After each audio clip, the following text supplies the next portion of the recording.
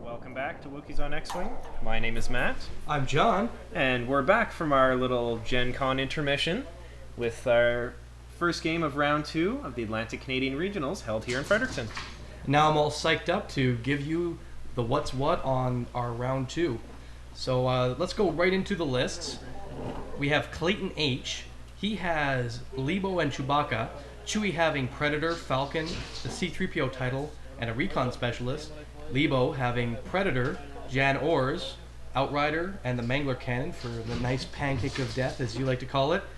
Also, there's a little bit of nice synergy between Jan Ors and the Recon Specialist. I like it. It's when we were first looking at it, I was like, why the heck is the Recon Specialist on Chewie? Then we got to Leebo, like, right. Focus and evade in the same action. Can't go wrong with that. And his opponent, which is Jonathan M. You want to talk about that? So Jonathan, when we were first just looking over the list, I saw his models laid out on the table, and I had to do a bit of a double take. Because Jonathan has managed to fit 6 ships into a Rebel list. I was very impressed.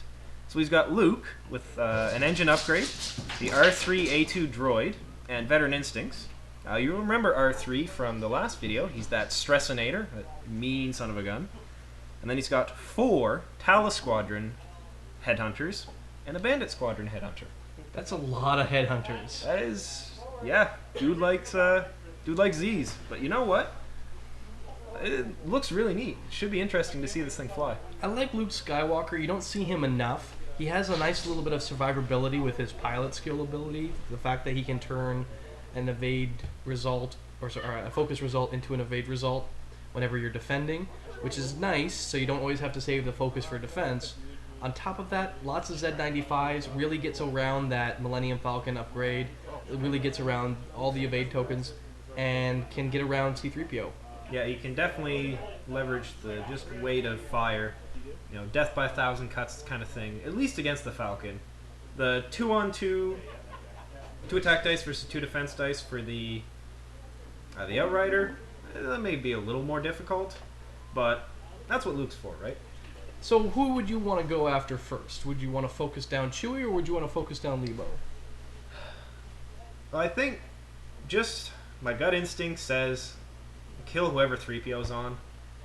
Because throughout the games that we've been watching, games we've played, if 3PO is allowed to live till the end of the game, he's just so difficult to kill with a couple ships.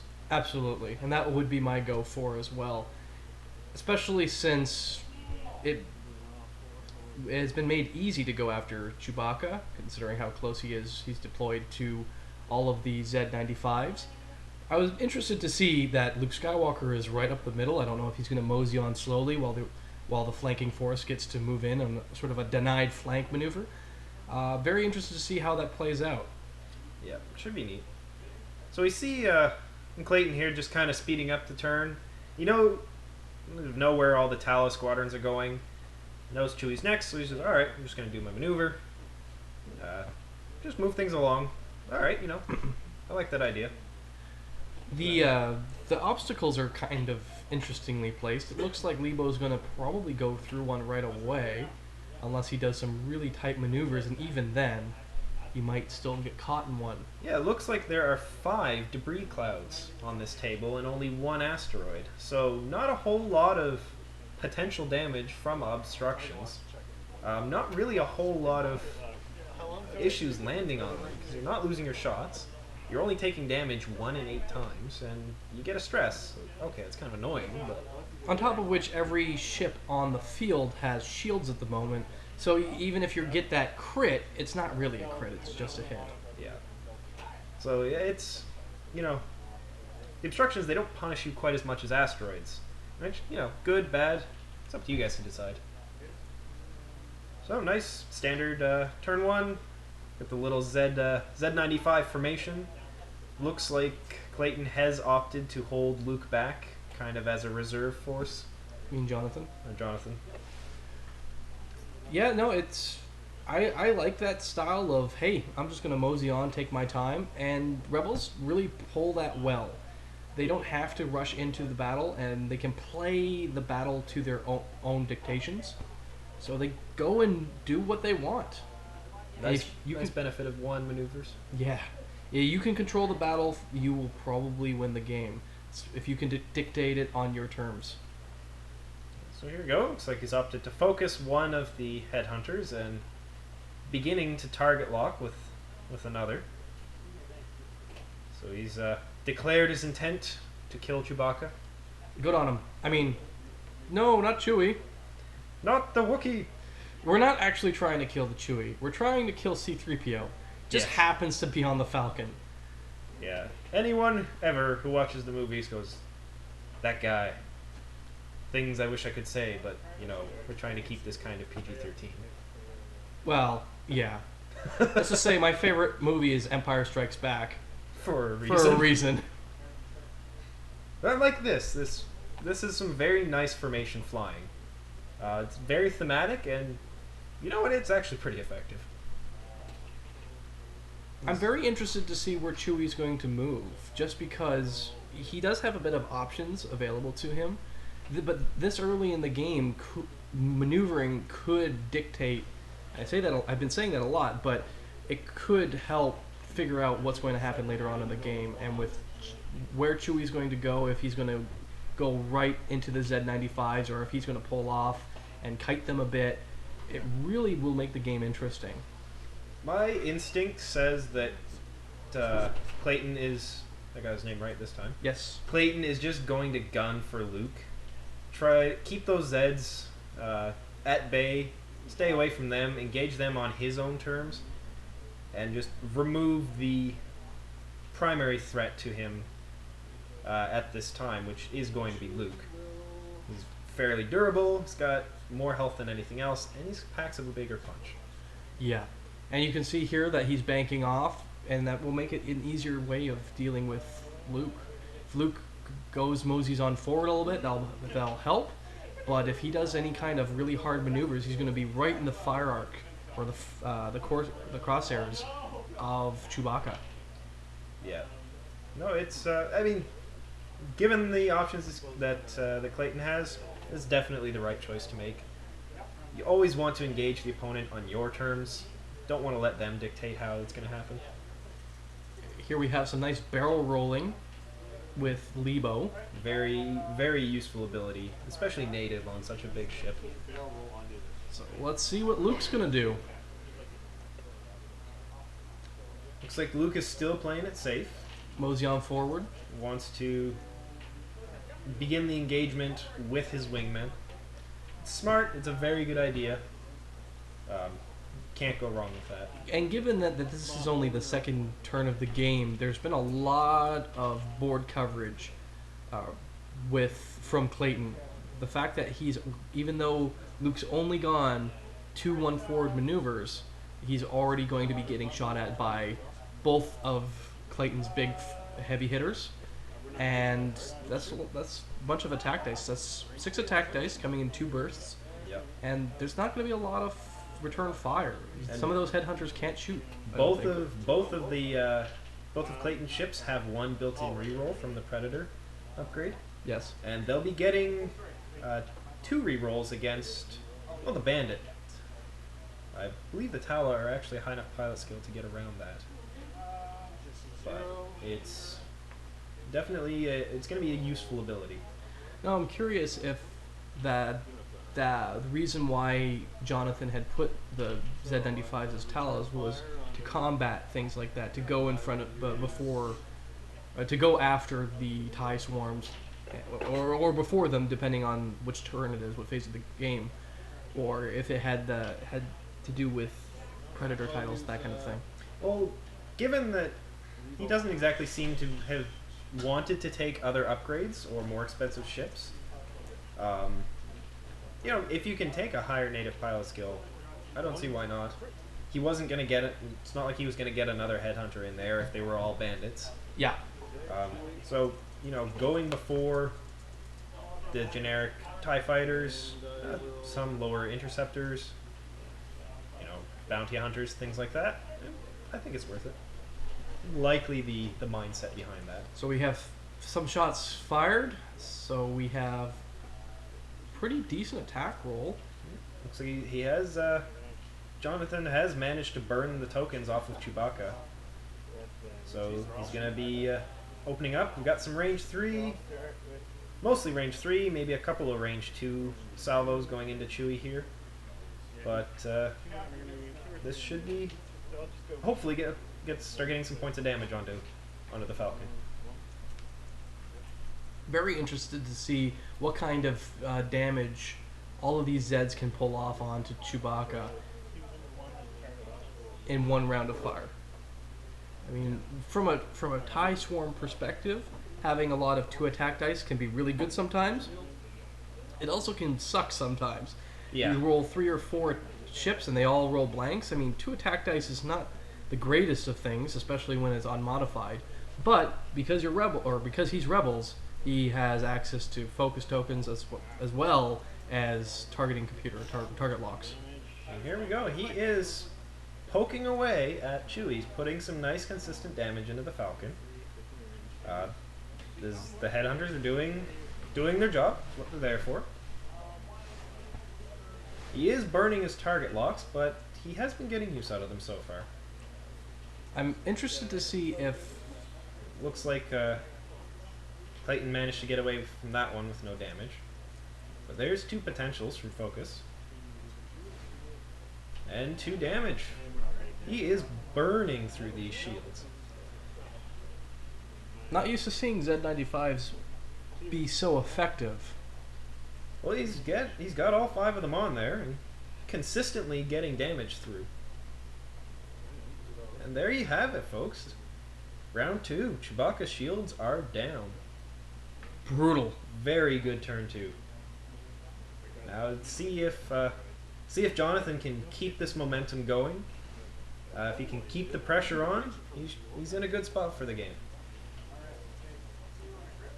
I would very much like to see how these headhunters are going to maneuver around these obstacles and keep on Chewbacca, given that they have a lower pilot skill, they don't want to bump into him, they don't want to lose their actions, etc.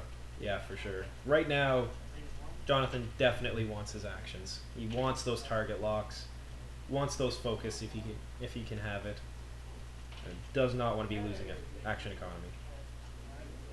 But looks like he does have room to maintain his W formation that he's been flying, at least for another turn, maybe 2, but he's likely going to have to break apart after this turn. The other real question is, where's Luke going to go? That is going to be an interesting one. Because as you mentioned before, if you land on those obstructions, it's not the end of the world. You can still fire, which means the Falcon has quite a bit of options available to him, especially if he wants to pull some sneaky maneuvers. Yeah, if he needs to, it's a lot easier to just blast through a debris cloud than an asteroid. You get punished a lot less for it. There he is, yep. Looks like Jonathan is keeping his headhunters together. Now, if the Falcon just goes full burn, he's going to get out of range or fire. He's going to get out of range of a chunk of these, but we'll see if he's out of enough. Depending on what Leebo does, like if he's trying to keep, or technically depends on really what Luke does, but if he wants to keep Leebo around to finish Luke off, and having Chewbacca nearby to just put the final nail in the coffin will really help that. Yeah, for sure. But Jonathan has really nice coverage on his Zeds right now, so I'm very interested to see how Clayton's going to combat that. Yeah, some very clean flying. I like this. It's a nice... He's obviously practiced this formation of headhunters. He's flying it very well. When it comes to squadron flying, especially bigger squadrons, practice is key. So it looks like Clayton...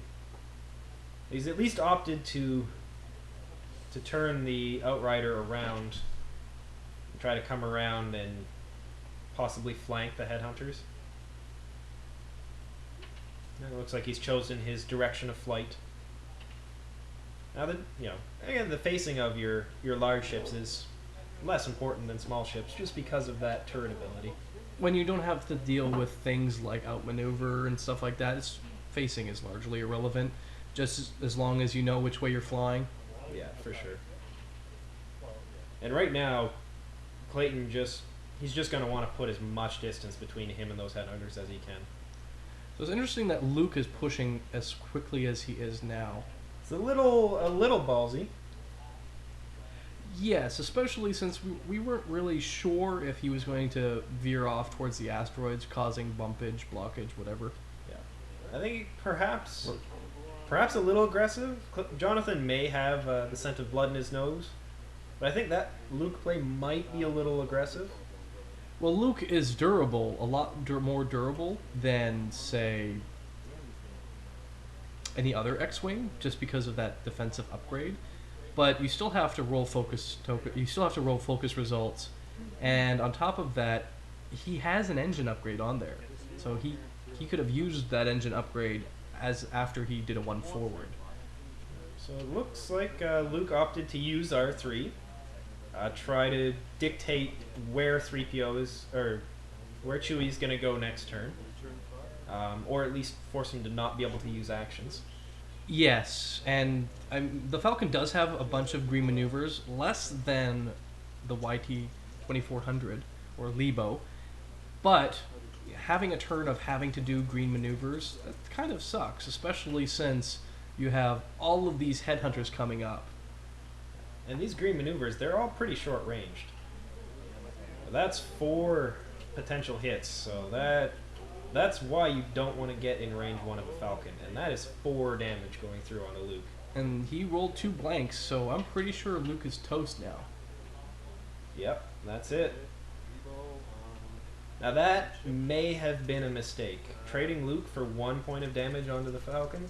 And a stress that at this point of the game is not going to accomplish much, just because of where the Falcon is in conjunction with where everything else on the board is. Yeah, I think that was a little aggressive with Luke. It made him too much of a target.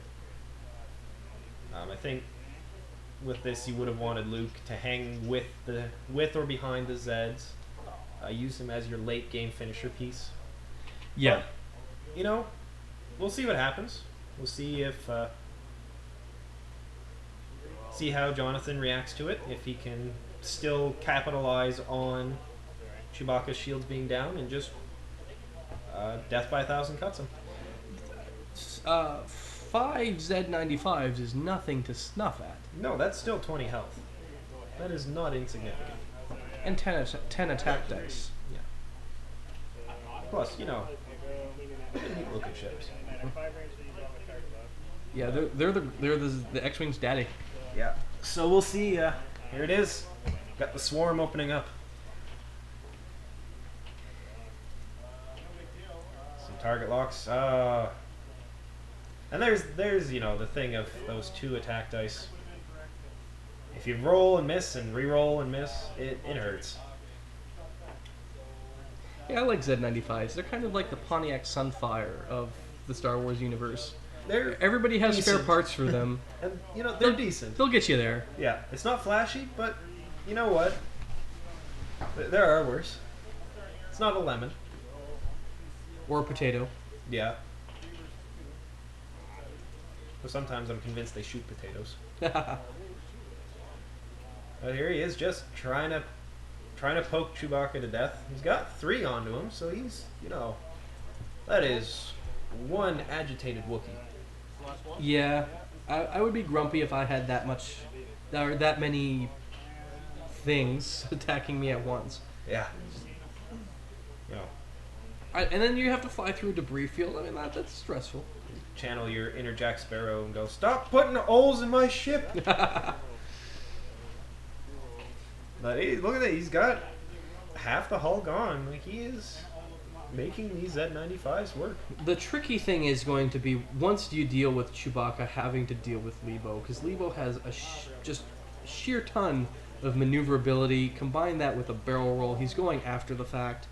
And his defense is higher. He has decent defense, and the 3 attack dice with changing a hit to a crit. That's pretty brutal when it comes to attacking these Z-95s. Oh, for sure. If I was in Jonathan's shoes, I would actually try to keep my distance, play the range game, and just let the sheer amount of individual attacks I have win me the game.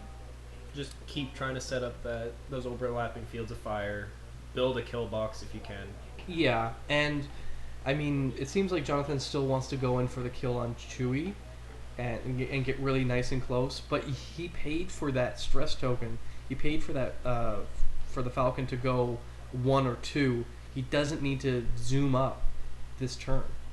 Yeah, it's and that's one big thing with the game is figuring out when to be hyper aggressive and when to play it safe. And it looks like he has either opted to bump or perhaps just picked the wrong maneuver. I think it might have been a zeal thing. Yeah, we've all definitely done that. Oh, for sure. So you can definitely see here that this just sheer need for speed is kind of screwing Jonathan over. He has opted to say screw it to the debris cloud. Looks like he was alright with it, but he got to stress. I mean, he may get bonus defense dice depending where that Outrider goes. And Z-95s aren't the most agile of ships. I mean, it could be part of his plan to use... It could be part of his plan to use the Z-95s to just block Leebo from barrel rolling and things like that. But... And then just shed the stress next round. But you didn't need to do that this round, I don't think. And that last Zed that just moved, his maneuver template is going to overlap the debris cloud next turn. So he's going to get another stress, another potential crit. But at this point, that is quite honestly less punishing than the stress. Because Jonathan wants those actions, wants that target lock, wants that focus, the dice modification ability to try and confirm the kill on Chewbacca. Yeah. And Leebo is going to want to stick near Chewie just so that he can use Janor's ability to keep Chewie in the game. Because the longer Chewie is absorbing shots and staying on the table, the better it is for Clayton. It really is, yeah. If Chewbacca can kill a Zed or two, put some damage on, then Leebo will have an easier time surviving. And with 3 attack dice coming from a Mangler Cannon that doesn't care about range. So you're at 3 versus 2 there. That is an advantageous position. And then on the return fire is 2 versus 3. Yeah, if it's range 3. Or through an asteroid in this case. But now, Clayton also has the pilot skill advantage now. And that's, with 2 large ships, that is nothing to snuff at. Clayton's in a fairly good position depending on if he can start picking off these Z-95s. All he has to do is focus fire them. Yeah. Looks to me like there's some contention about whether it's range 2 or 3 or that kind of thing. It doesn't matter for Clayton shooting because he has that Mangler Cannon, but it is going to matter potentially for return fire. I would be surprised if it takes less than all of these Zeds to kill Chewbacca. Yeah. But dice happen. You know, anything can happen. And we'll see what Clayton can do here. It is definitely going to be a game of target priority for him. Quit nudging the camera. It's hey, we're in space, so the 3 dimensions are shifting. Yeah, no kidding. Or oops, has happened. The last time I get an Imperial probe droid to videotape our game. Yeah, they probably self-destruct because they're so embarrassed. As long as they just self-destruct after the game's over, that's all I care about. For sure. Well, here we go. So we got 3 hits, 2 hits and a crit. So that's a crit going through, and looks like that Zed had a point of damage from last turn. And there you go. That's 2 less dice shooting at you. Easy peasy. So if Clayton can keep this momentum and kind of just snowball from here, it's gonna be hard for Jonathan to come back. Yes, But absolutely. we'll see. If he can kill Chewbacca in the next couple turns, he's gonna be in a better spot for it. We got Predator reroll, and looks like he didn't hit at all. So nice little reprieve there. Yeah, considering what the Mangler Cannon just did to one of the Z-95s. Yep, just absolutely roasted one. Let's see if he can get some firepower in with his little headhunters. Yeah. I don't know if he's going to start splitting his fire, but if he does that, that is a terrible idea. Yeah. I would not recommend it. Nope, he's still focusing on Chewie. Good boy. I don't want to have to hit you. One potential damage. It looks like that was range 3, and it is through an obstacle. So this is 3 defense dice for the Falcon. And he's completely alright. Ship that large, being evasive. It's impressive. So, Jonathan's gonna want to put a couple points of damage on Chewbacca this turn. There's 2 potentials versus 1 defense. Let's see if he's going to use his C-3PO here. Oh, he takes some damage. Alright. Falcon's hurting. Hurting Chewie's bad. down to 2. See if the Z-95 can put the final nail in the coffin. And if he can, that will put Jonathan back in the green. Yeah. Or is it the black? As long as it's not the red, right? Hopefully not. Well, if he's in the red, that means he's rolling good attack dice, so let's say that. That's what we want. He's in a color. Here we go. We've got down to 1. So not the best result he could have hoped for, but Chewie is almost gone. So he's just gotta next turn. He's gotta keep his Z-95s alive. He doesn't really want to lose any more. No, he doesn't. And that's the thing. He is in a really tight spot because if he pushes too aggressively, he might miss the Falcon. Yeah, he's not going to be able to completely focus on it. And if both the Falcon and Leebo get to focus on just 1 or 2 ships, that is a lot of firepower that's not coming back at them. Yeah, they'll kill the headhunters. And Jonathan has to focus on the ending stretch. He has to focus on the end game. Right now, it's nice that the Falcon's almost gone, but Leebo's untouched. Yeah. And Leebo is also not super easy to kill. And 2 attack dice versus 2 defense dice, 3 if he gets within range 3, which is what Leebo will want. This is where he'll want to be. That is not a good place for Jonathan to be. So he has to figure out exactly where he's going with this. Yeah, it's still anyone's game, but I think see what happens in the next couple turns. I think that's likely going to either decide or come a long way towards. But seeing how aggressively Jonathan's been playing this game hasn't been to his advantage. He is playing his Z-95s almost like TIE fighters, and the thing is he doesn't have nearly as many Z-95s as a TIE Swarm or as a TIE fighter player would have to TIEs. So I'm very interested to see what Clayton's going to do with Han.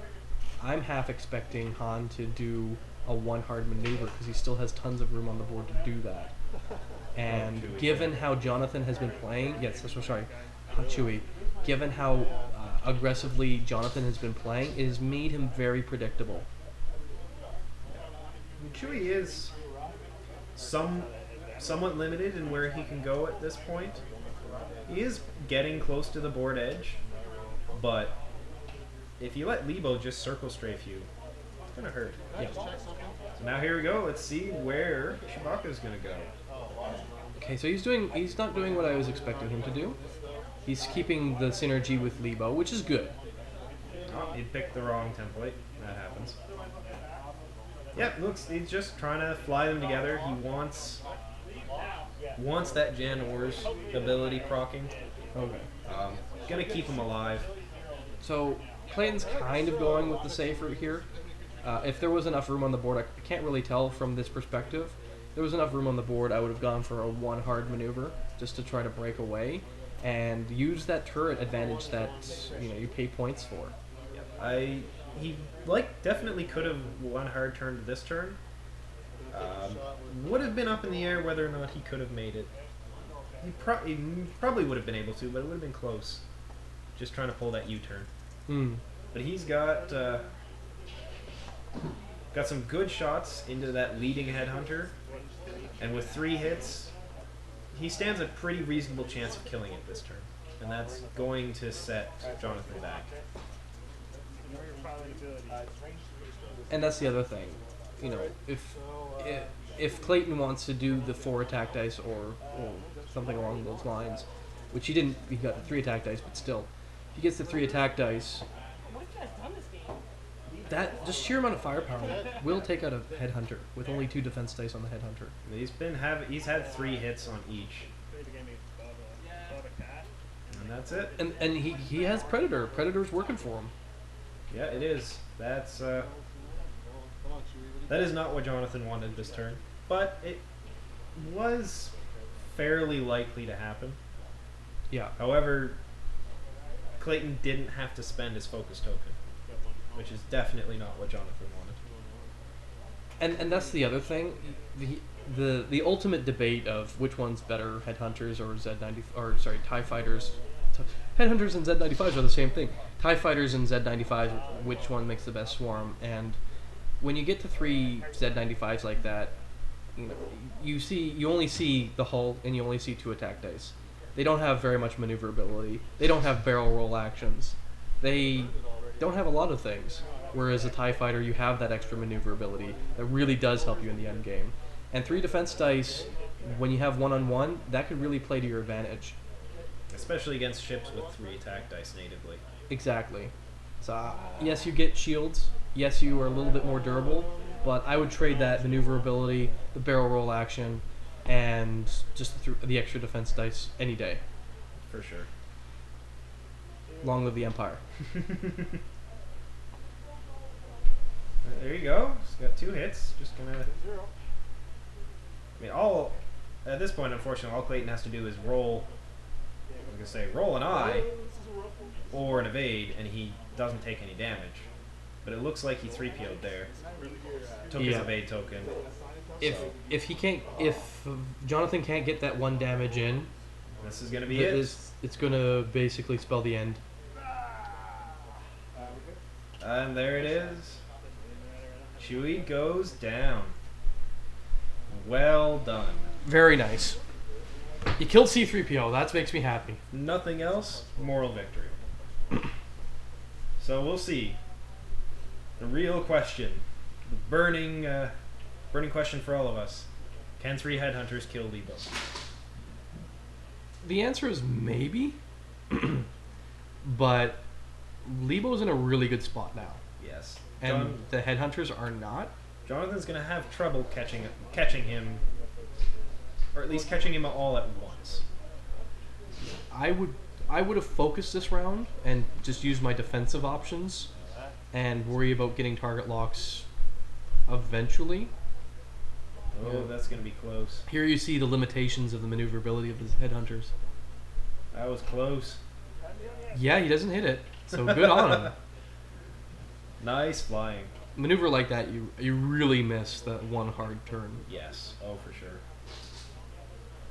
I think that him turning like that is nice because you can start picking up shots on Leebo, but you're kind of pushing yourself to break formation.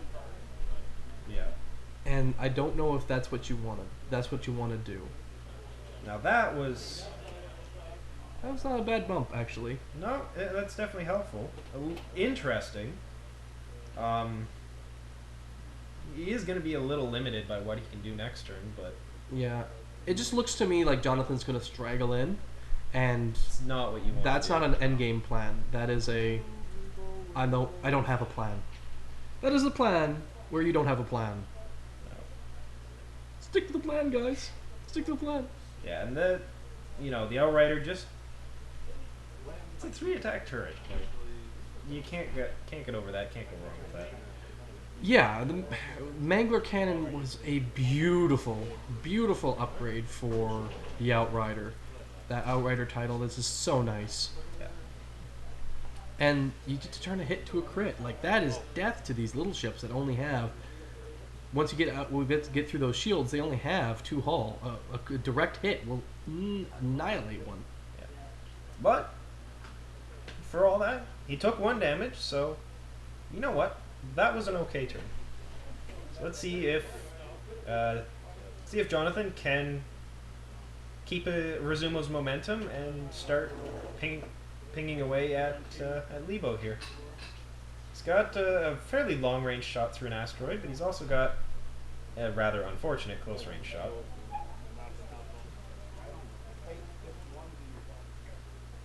But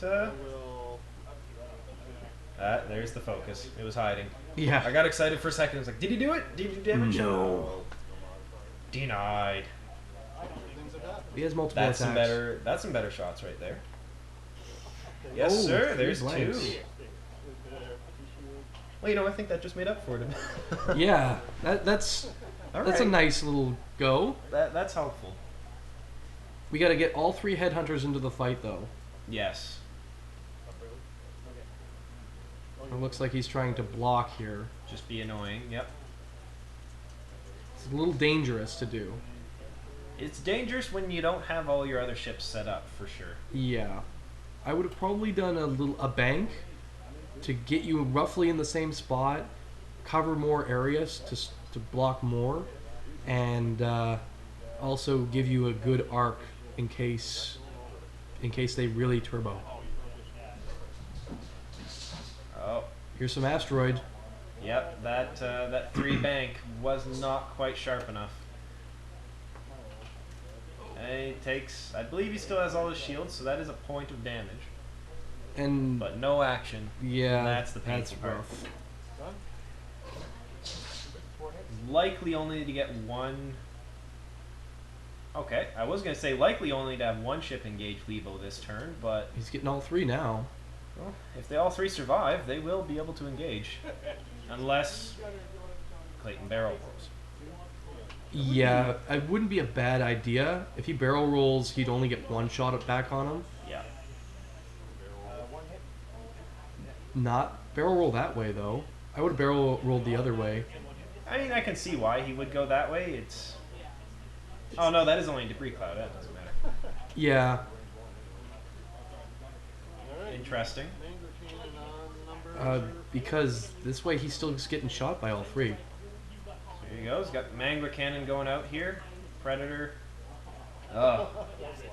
There she is. Just nice, consistent damage from Leebo here. There's 2. So that, depending on what that crit is, looks like that Zed is going to survive by the skin of his teeth. Just.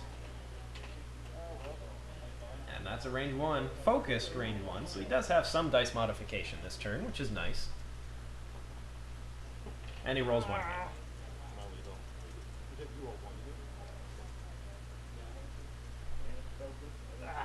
And Leebo evades it. Or he does not, it was a focus. Alright, he's getting work done. He is getting work done. He still has some shields, though. He's got a couple left. He's spending the target lock. Yep. Nice. Still has his focus. Very nice. Oh, and the shields are down. He is making these Zeds work. Yeah, he really is. That's some good on him. I think it's Clayton's mistake for not barrel rolling the other direction. He could have avoided a lot of that and still gotten some nice shots in. But this is working to Jonathan's advantage. Definitely. And Jonathan's a bit of the underdog right now, so I'm going to root for him. Oh, look at that, too. Oh. That headhunter is... Oh, that Outrider is in rough shape. It's anyone's game right now. Hopefully Jonathan's sheer tenacity can just work for him. Yeah, he's gotta keep that bloodlust at bay. He manages to Well, he took his action. He may have repaired his crit. But yeah, Jonathan, at this point, his bloodlust will get him killed if he's not careful. Just keep playing smart. Play intelligently, and you can win through this. But again, he needs to keep as many ships alive as he can. And those Z-95s are fairly limping at this point. Yeah, they've all got some damage on them. If he loses another one, it's going to be very difficult to deal with Leebo. It is, yeah. Especially with Jan Ors on there. And Leebo is just, he's so close to going down. But, you know, it's not over until it's over. Yeah, and the other thing that Jonathan has to be careful of is Leebo, some crits he just doesn't care about. So if he gets some good crits on there, it could be actually to his downfall. He doesn't want to crit him. Just nice, consistent damage is all Jonathan wants to take this game to the win. And I mean, Clayton's just been rolling like a boss. Yeah. Just consistently 3 hits, 3 hits, 3 hits. There's another Z-95 gone. 2 left. Gone before he can shoot back, and that was a range 1 guy. That would have helped a lot. So Leebo has 2 defense dice and an evade token. So we'll see if the durability of the Outrider will win through. And that's a range 3 shot. Unfortunate. He didn't use his target lock, so he's going to keep it for next round. At range 3 with an evade, not worth burning your lock. Not worth it at all. There it is. And it takes 1, so he's still getting close. But Jonathan needs to be careful now not to hemorrhage ships. And he's still being extremely zealous. Yeah.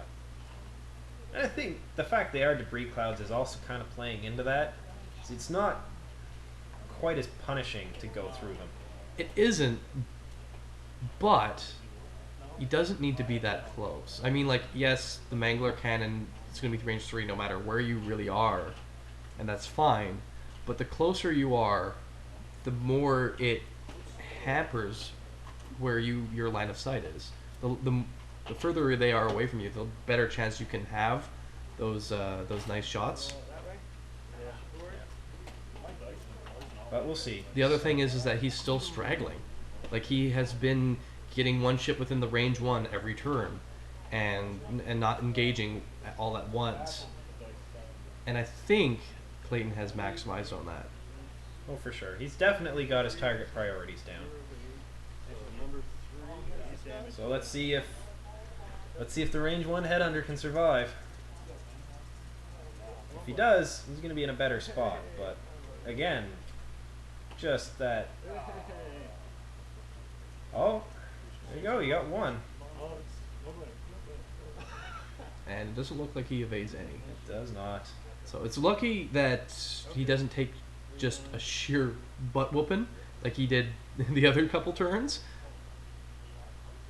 But that's a rough roll here's too. The lock going. Ah. And he spends a target lock for no advantage. Reroll into 1. Oh, he got the evade. And you got a focus target lock. He is throwing 3 defense dice against you, which is gonna hurt. But you are focused, you are locked. Here comes the target lock out. Ah, to nothing. Still nothing. It looks like Leebo managed to evade that. Alright, let's see where these Z-95s go. That is a very interesting maneuver. It looks like Jonathan is trying not to bump Leebo and trying to predict where he's going to end up. But that is a white maneuver, so he's not going to have an action this turn. So if he had bumped, he would have shed his stress and probably still had firing arc. Potentially, yeah. It looks like he is assuming that Clayton is going to continue his turn. That's assuming a lot. That is. Let's see what Clayton's doing. Yeah, this is what I was worried about. This is the smart thing to do. Is don't be predictable. When you don't need to be. No. You have that room to go straight. You know. You might as well. I think this is a turn that's going to cost Jonathan the game. I really do. It may. It is distinctly possible. There was a bit of assumption there. You gave up your advantage for no real benefit. And he may not have firing arcs on Clayton at all this turn. This is going to be interesting to see. Every turn. But again, here it is. Like, that's at least one guaranteed point of damage going through. Yeah.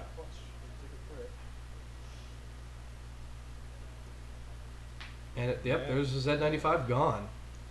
One Z-95 left, and it looks like there is no fire shots. There was no arc. That was a little too much of an assumption. The one Z-95 against a crippled, but not out of the fight. He's still got Leebo. What, he's got 2 health left. I think Leebo 5 and 5. Is he? About that. Yeah.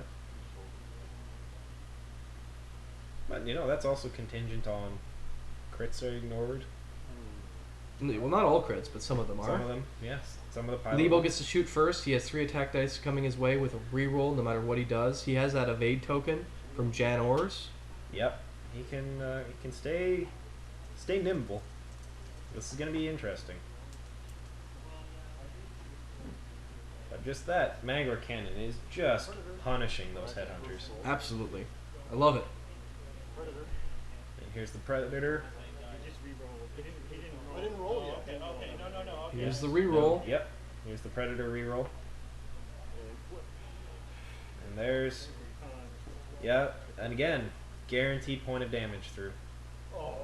Not only a guaranteed crit. Yes. That's scary. It looks like he came out of it okay. So we'll see if the three attack dice can overwhelm Leebo. Good rolls. It really depends on the defense dice here. Yes, it does. If it gets 2 blanks, that'll be a happy headhunter. That's one blank, so 1 point. Or 2. 2 points of damage. Points of damage. All right. Well, that is game. I was not expecting that at all. that was an eye. The eye sees all and says, Jonathan pulled it out. I am impressed. That was brutal. Not expecting that at all. Well played, Jonathan. Just shows you bloodthirstiness and being a badass Sith Lord, even if you're a rebel, gets you the game. Yeah. You know, if it's dumb and it works, well, it's not dumb, right? Yeah. Well played to both opponents. That was definitely edge of your seat. Whole ride. That was an excellent game. I hope you guys enjoyed the video. If you did, be sure to like. If you haven't subscribed already, do it. Please. And if you want to see more videos from Northern Gaming Network, you can follow us on Twitter at NorthGameNet. You can go on northerngamingnetwork.com where we have a lot of blogs, some interesting blog posts. I'm going to be writing up a blog post about the last event that I took my ships to, that XXB, and how I did in the lesser tables. And anything else? We can find us on Facebook. We're the Northern Gaming Network. Stay tuned, guys. We've got lots more games coming.